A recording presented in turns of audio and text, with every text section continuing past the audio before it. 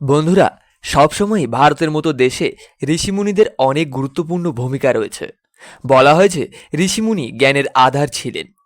নিজের আশ্রমে লোকেদের পড়ানো, সমাজের মার্গদর্শন করানোর জন্য শাস্ত্রের নির্মাণ করা, এইরকম অনেক কাজই ঋষিমুনিদের দ্বারাই সম্পূর্ণ হতো। কিন্তু আপনাদেরকে বলে দেই যে এই সমস্ত ঋষিমুনিদের মধ্যে সবথেকে গুরুত্বপূর্ণ ঋষিমুনি ছিলেন সপ্তঋষি।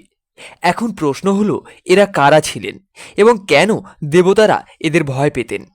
বন্ধুরা, আবারও একবার আপনাদেরকে জ্ঞান চক্ষুতে স্বাগত জানাই। সপ্তঋষির উৎপত্তি পরমপিতা ব্রহ্মদেবের থেকে হয়েছিল। এই সপ্তঋষি এক প্রকার নক্ষত্রলোকে সপ্তর্ষি মণ্ডলে থাকে। অন্যদিকে তিন লোকে, বিশেষ করে পৃথিবীতে লোকেদের ধর্মের পথে চলা, সদা সত্যের পথে থাকার শিক্ষা দিতেন এই সপ্তঋষি। যখন 4 যুগ কেটে যাবে তখন বেদের অপমান হবে। সেই সময় সপ্তঋষি পৃথিবীতে অবতীর্ণ হয়ে বেদকে উদ্ধার করবেন। চলুন এবার জেনে নেওয়া যাক এই সপ্তঋষি কে কে।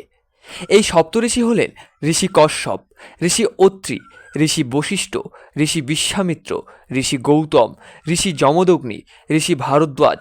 চলুন এবার এদের সম্পর্কে জেনে নিই। প্রথমে ঋষি কশ্যপ।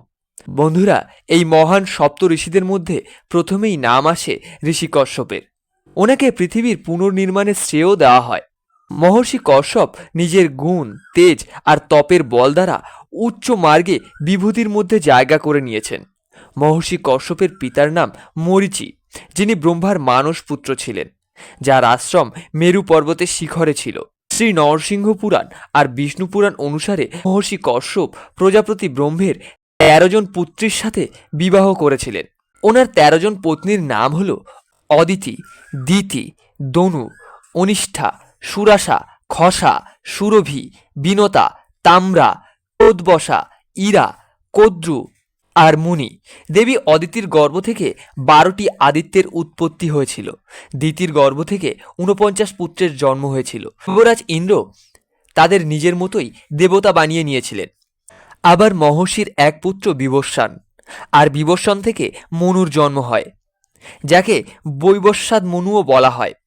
মহর্ষি কশ্যপের পত্নী দিতির গর্ভ থেকে হিরণ্যাক্ষ, হিরণ্যকশিপু নামের পুত্র এবং সিহিকা নামের কন্যা জন্ম হয়। দেবী অনুর গর্ভ থেকে অরিষ্ট, হয়গ্রীব, বিভাবসু, অরুণ, ধূম্রকেশরের মতো 61টি মহান পুত্রের জন্ম হয়েছিল। পত্নী অনিষ্ঠার গর্ভ থেকে গন্ধর্বদের জন্ম হয়। আবার দেবী সুরাসার থেকে অনেক বিদ্যাধর্পণের উৎপত্তি হয়।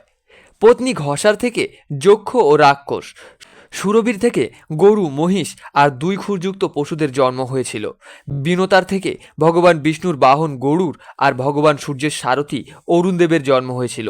শুধু তাই নয়, তাম্রার থেকে বাজ, শকুন আরও অনেক শিকারী পাখিদের জন্ম হয়েছিল। কোদবসা থেকে বাঘ মানে হিংস্র পশুদের, ইরাত থেকে বনস্পতিদের জন্ম হয়েছিল। দেবী কোদ্রুর গর্ভ থেকে শেষনাগ আদি সর্পের জন্ম হয়েছিল। মুনি নামের পত্নীর থেকে অপ্সরাগণের জন্ম হয়েছিল।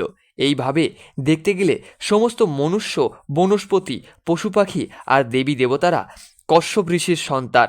মহর্ষি কশ্যপ সমাজকে এক নতুন রাস্তা দেখানোর জন্য স্মৃতি গ্রন্থের রচনা করেছিলেন।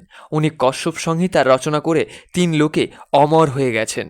শুধু তাই নয়, ঐতিহাসিক পুঁথিপত্রের কথা অনুসারে কাস্পিয়ন সাগর আর ভারতের কাশ্মীর নামটি ওনার নাম থেকেই এসেছে।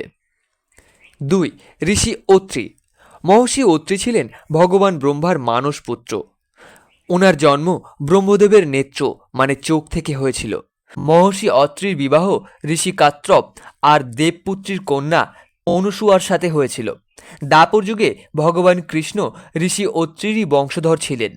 মার্কাণ্ডেয় পুরাণ, শ্রীমদ্ ভগবত পুরাণ, মহাভারতের পর্বগুলি যদি মানেন, তাহলে ত্রিদেবের বরদানের ফলে মহর্ষি অত্রি ও দেবী অনুসুয়ার এক পুত্র প্রাপ্ত হয়েছিল। ত্রিদেবের বরদানের কারণে ব্রহ্মদেবের অংশ থেকে চন্দ্রদেব, শ্রীহরির অংশ থেকে দত্তপ্রিয়ে আর মহাদেবের অংশ থেকে ঋষি দুর্বাসার জন্ম হয়েছিল।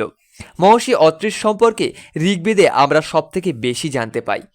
ঋগ্বেদের 5ম মণ্ডলের রচয়িতা মহর্ষি অত্রি। এই জন্যই এই মণ্ডল অত্রিমণ্ডল নামেও পরিচিত।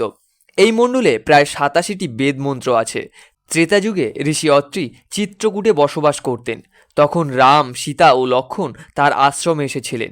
সেই সময় মহর্ষি অত্রি প্রভু শ্রীরামকে দিব্য অস্ত্র ও কখনো শেষ না হওয়া বাণ দিয়েছিলেন। উনি আয়ুর্বেদে অনেক যোগের নির্মাণ করেছিলেন। ওনার ওপর দেবতাদের চিকিৎসক অশ্বিনী কুমার দয়ের বিশেষ কৃপাদৃষ্টি ছিল। মহর্ষি অত্রি জ্যোতিষের সাথে সম্বন্ধিত 18টি ঋষিদের মধ্যে একজন ছিলেন। ওনার পত্নী অনুসুয়া 16টি সতীদের মধ্যে একজন। অনুসুয়ার কঠোর তপস্যার ফলে গঙ্গার একটি ধারা চিত্রকূটে মন্দাকিনী নদী হিসাবে প্রবাহিত হয়। ধন্যবাদ। পরবর্তী পর্বটি শোনার জন্য এখনই আমাদের চ্যানেলটিকে লাইক, কমেন্ট, শেয়ার ও সাবস্ক্রাইব করে দিন, যাতে সবার প্রথমে আমাদের চ্যানেলের নোটিফিকেশন আপনার কাছে পৌঁছে যায়।